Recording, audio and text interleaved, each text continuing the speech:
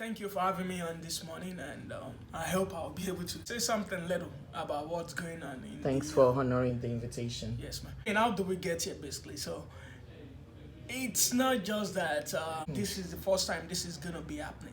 There has been agitation here and there, but our leaders felt like, all right, we can silence them, and they've been doing that. They've been trying to silence us. So, but we have a generation now that doesn't take no for an answer.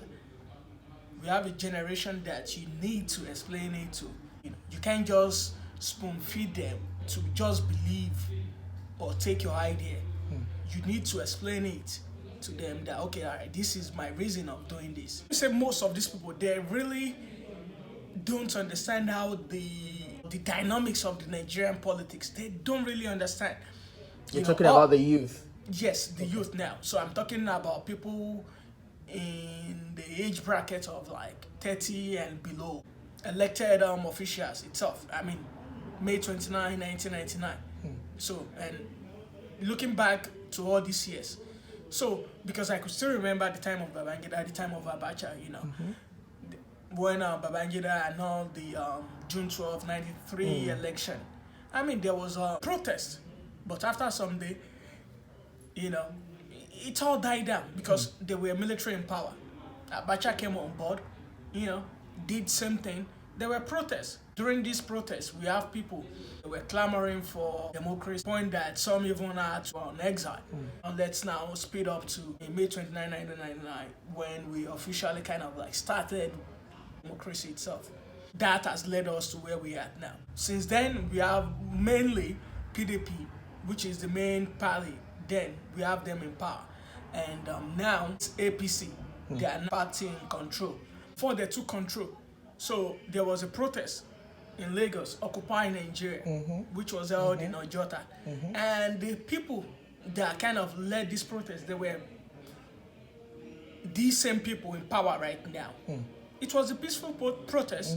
I mean, though the army was sent in to disperse people then, and it went down. So that protest led to change in power. It was one of the reasons we have this party in power right now. And the president, he led a protest then about the insecurity in the nation. Because at that time, during Jonathan, we had a lot of insecurities, Boko Haram here and there.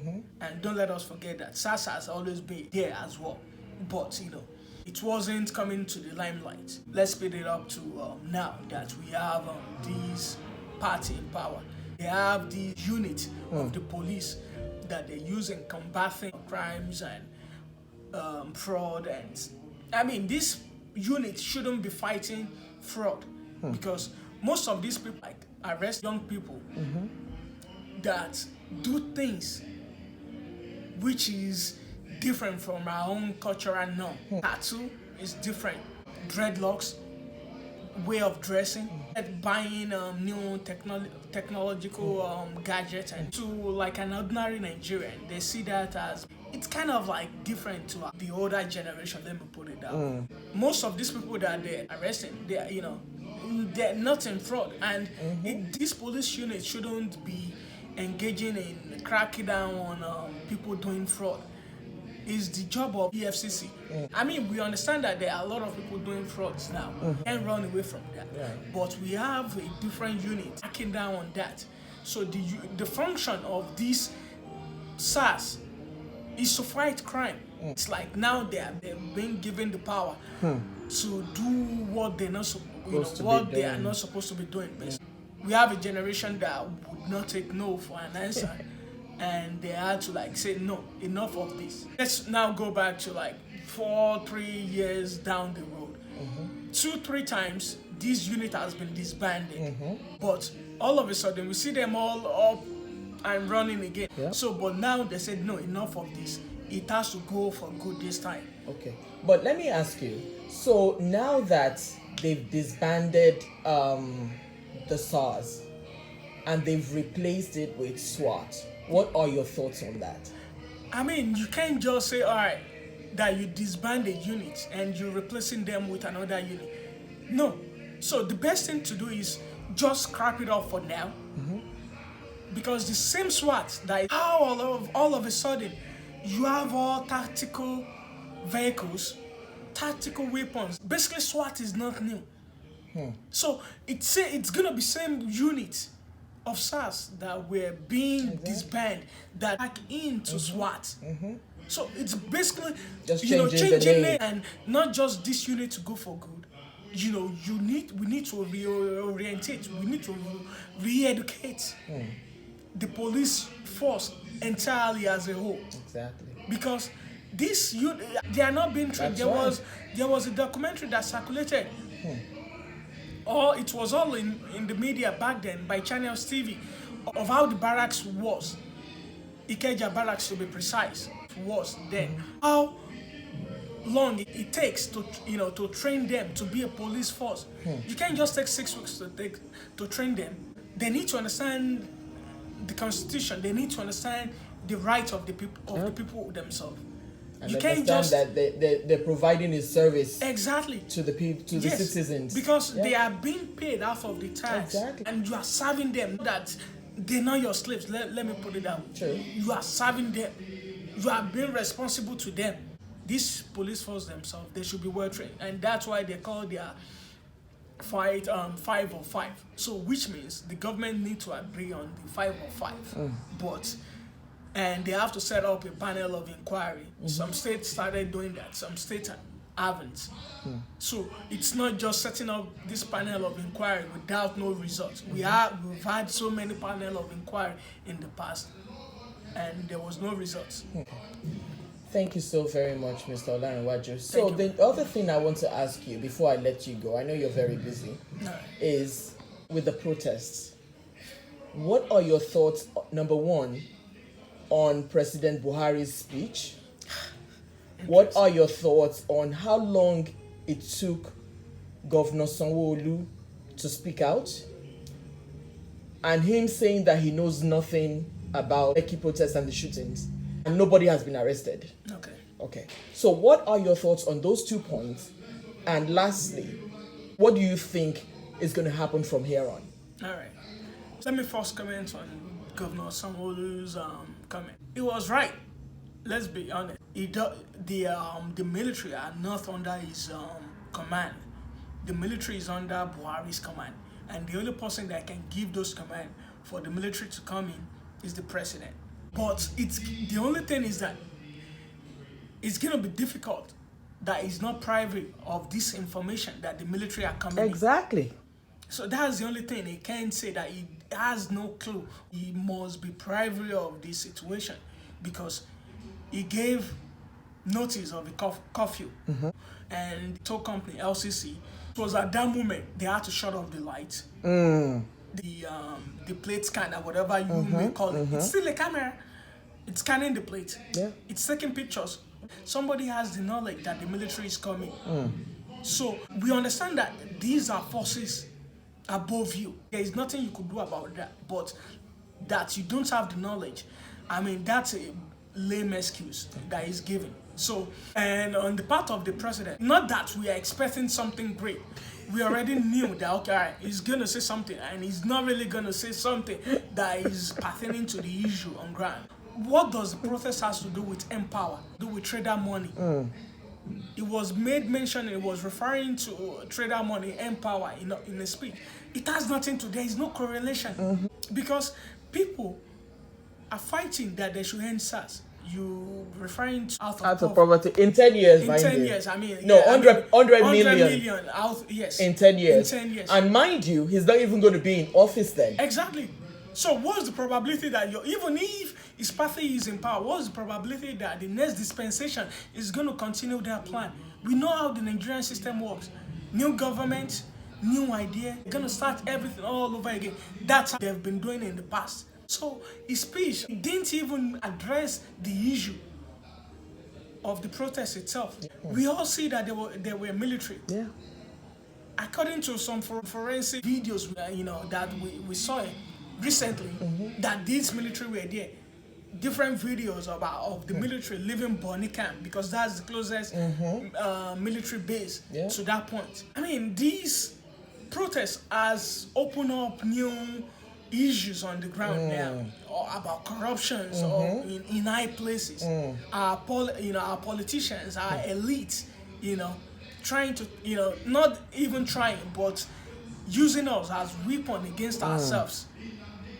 Because somebody made mention that when the military were there, they never asked you, are you a Christian, are you a Yoruba, are you an Igbo, are you an Hausa? They never asked you that. They only shot, they shot their gun. So basically, we've been used as a pawn for them. There is a lot of discussion going on among the youth. I've been seeing so many forums about educating our people on how we can take power, on how we can take charge. But it's not going to be easy, I'll be honest about that. And technically, we still have them in power. We have to infiltrate them. That's the only way I think we can get them. We can take hold of power ourselves, then, then move and make changes that we want. And to be honest with you, if you ask an average Nigerian, who is his councillor? No, I asked my cousin that who is the councillor representing him. He doesn't know. Who is his local government chairman? He doesn't know. What's the name of the person representing him at the State House? He has no clue. And these are the people that should be responsible to them. They don't know them. Those are the people that they voted into power. Yes, they voted. Well, who knows? Supposedly. Yes. There is an organization, NGO, that track all the spendings of all these government projects. Tracker NG or something like that. And Budget IT. These two organizations, they track the money that is being disbursed to all these senators, to all these reps. They track it and they will ask them that, okay, this money has been disbursed to your constituency. Where is the project? These are the things that that we need to support now. Budget IT, Tracker NG, so many of them now. EIE, that's another NGO. Most Nigerians don't know the Constitution. The Constitution is not working for us. It's not. It has failed. The Constitution is just a patch of the, should I say, the 1960 Constitution. So these are the things we need to educate ourselves on. We had this also. Our society is disorientated now. Something on Twitter recently that our society, it has now become a society whereby we don't know the wrong from the right anymore. Because now the looting that is been happening, private business, not even palliatives anymore, but private businesses.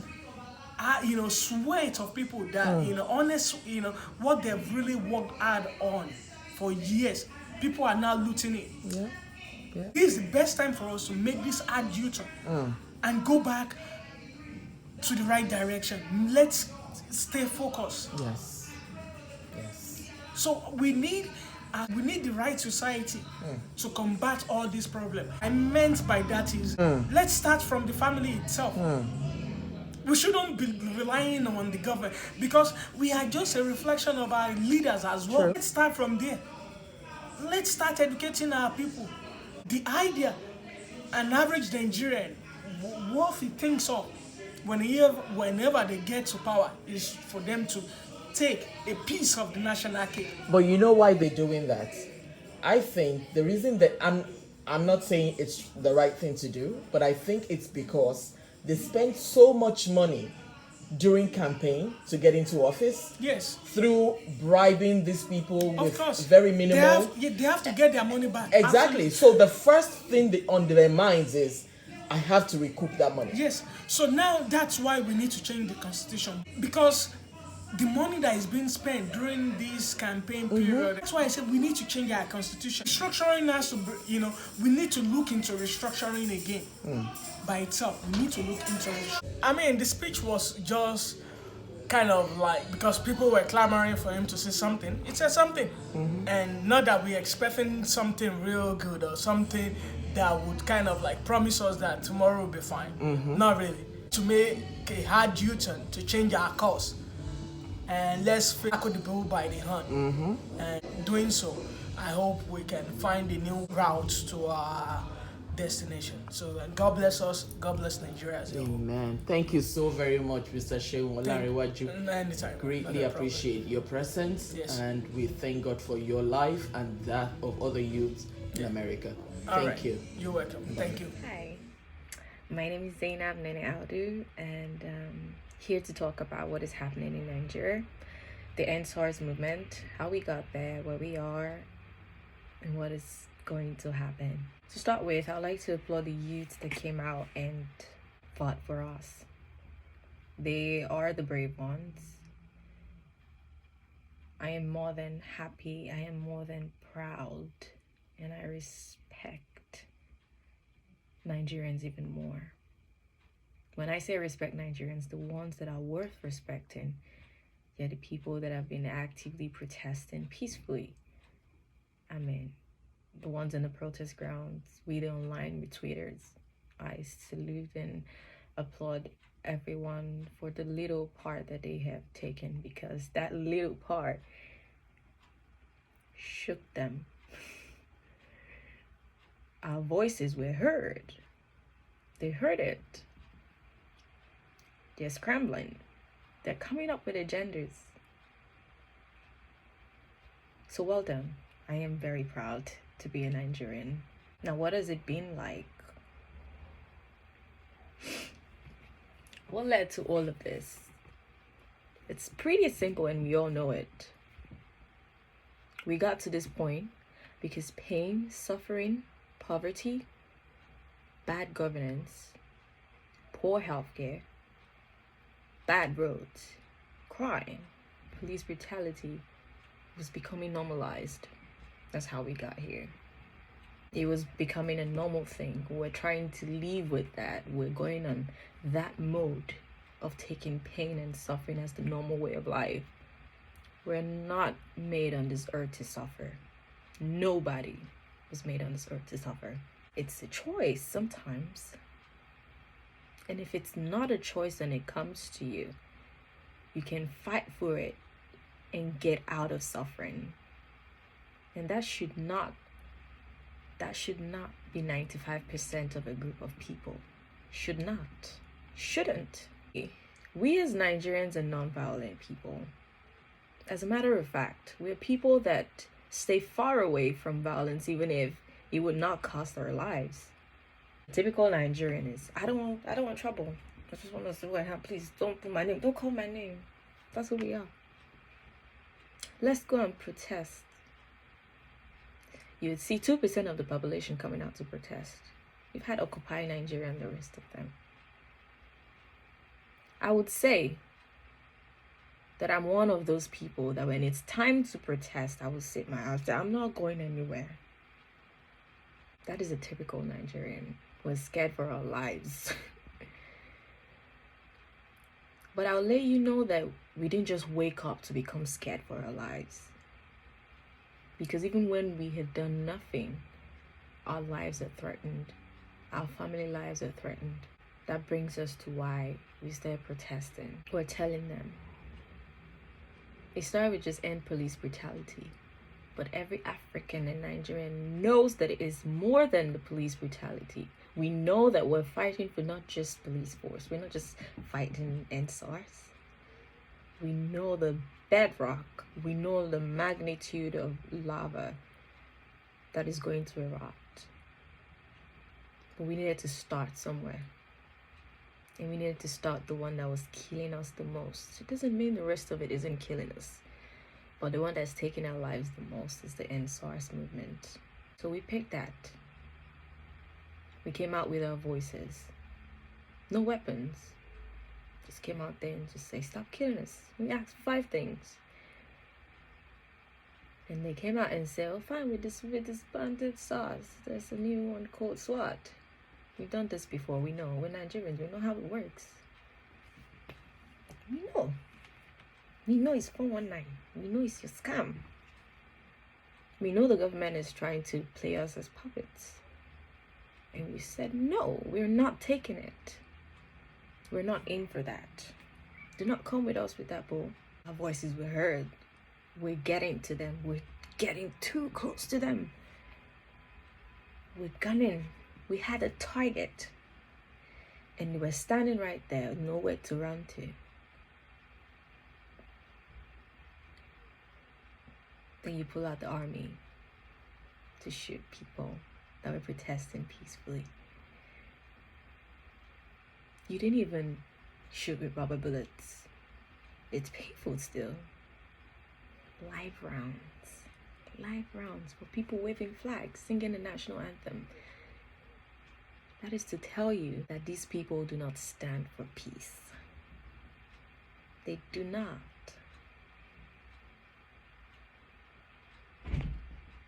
Lives were lost, people were injured, people were mentally affected. I would say the Nigerians around the world were agitated. We like, yes, it is time, but how could they do this to us? What are we asking for? Just don't kill us, but then you come out with guns and actually kill us? You went to where we had the most peaceful protest. You went to the most peaceful protest site to shoot your guns. We had hoodlums, your political thugs that you use when it's time for a campaign, when it's time for election. Those political thugs, you did not go to them when they were vandalizing cars. You had no business with them, did you? And now the whole world is looking. This is an awakening. And people that did not know, Nigerians that were not aware of how bad or how terrible this situation has been, I think this awareness is much needed. And that's why I would say it was very successful. Painful that lives were lost. Painful. Because it's inhumane, it's wrong. Hence why we will not be quiet. Hence why as Nigerians, they know how to play the games. But you haven't played this game on us.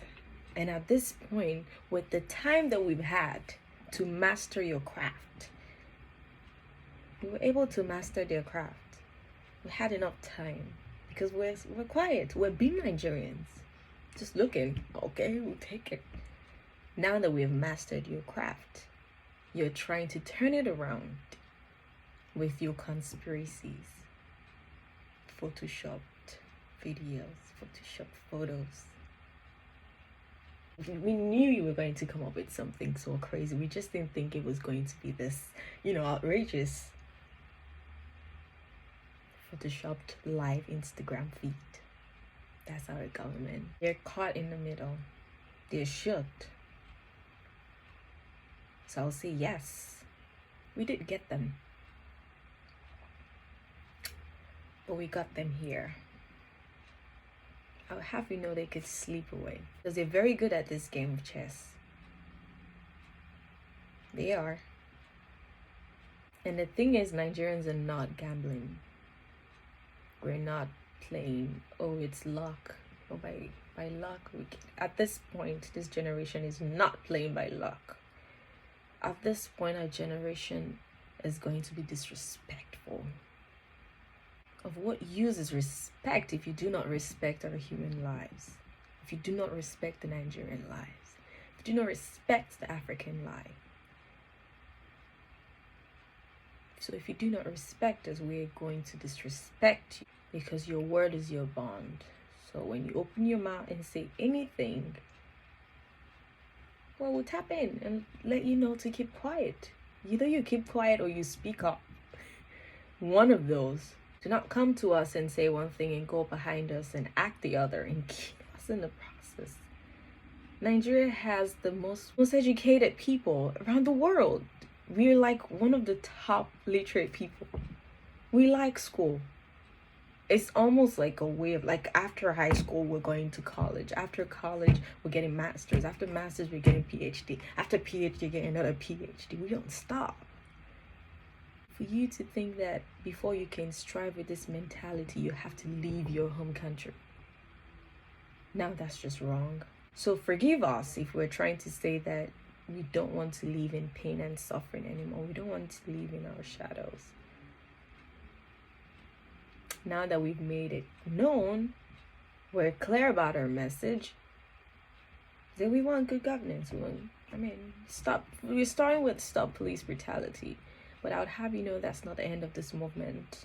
This movement is attacking every single thing that we or 3 decades has been living as survival mode, because crime and corruption in Nigeria is almost like a survival mode. When you're stepping out, you just worry like, okay, here we go. I'm gonna give them $50 on my way and I'll be done.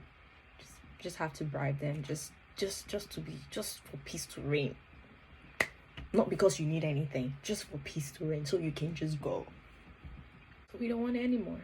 They're trying their best to break the whole thing down, to divide us, trying to bring race, trying to bring religion, trying to bring tribe into it.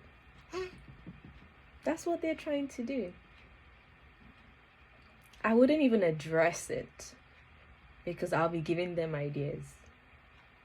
I wouldn't address such, because it's not the point. We all came out to fight as Nigerians. There was no placard saying this is from this part. Nah. That's what politicians use to get their way. That's their agenda, not us, not the average Nigerian. And they keep feeding that into the illiterate, just pouring that into the minds of people that they just give 2,000 naira and that's it. Just feed them with that crap. But now they're saying no to that. So this is what they would want to do. They would want to break us as much as they can. They would want to lie to your face until you're tired. Because to be honest, after the whole Lekki massacre, the whole shootout, I was still active. I'm like, yes, but something needs to be done. Like, everybody can see now that this is wrong. I thought that was it. Until they said it's Photoshop. Nobody died. No casualties. No fatalities. I was outraged. But it is funny that I was outraged, then I got tired.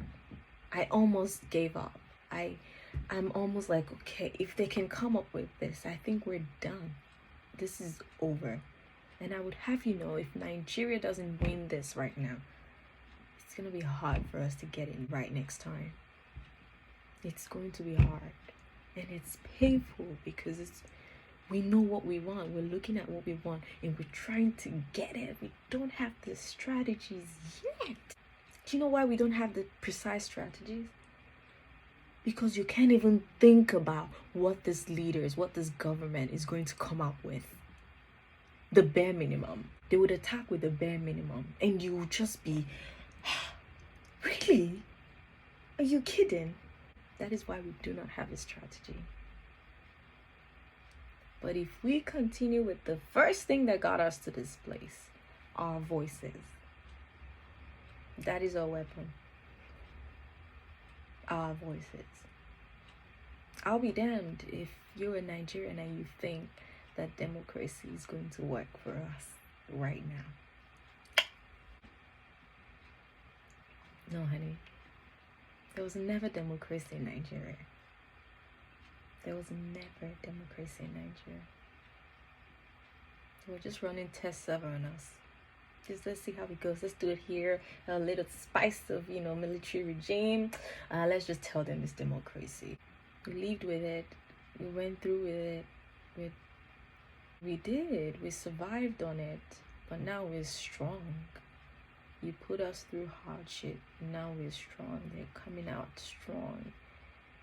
Look at the poverty rate. Hence the looting. This was a downward spiral. It wasn't the protest that led to them looting. It's the hunger and how the government feast on people's poverty for power. So once they can control a group of hungry people, they will continue to soar high in their corrupt ways. And that is what they've done. They've successfully done that. We're not going to let that happen anymore. We push forward and strive for a better Nigeria. And I really hope, I pray, I do what I can. Because it's more than hoping and prayers. It's making the right moves. that all our movements wouldn't be in vain, and the labors of our heroes past. Don't stop. Use your voices. It's working. Be calm. We're peaceful people. We're not violent people. No matter how they make it seem, it's all about perspective. They will try to stop this. They will think they've won. We will come back stronger. And Nigeria is going to be great. And once Nigeria is great, the rest of Africa facing this hardship, Congo,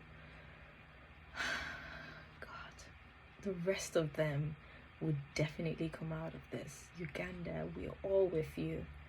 We're all with you. We know this movement is not just for us, it's for every single country in Africa. We'll get there by God's grace. Thank you.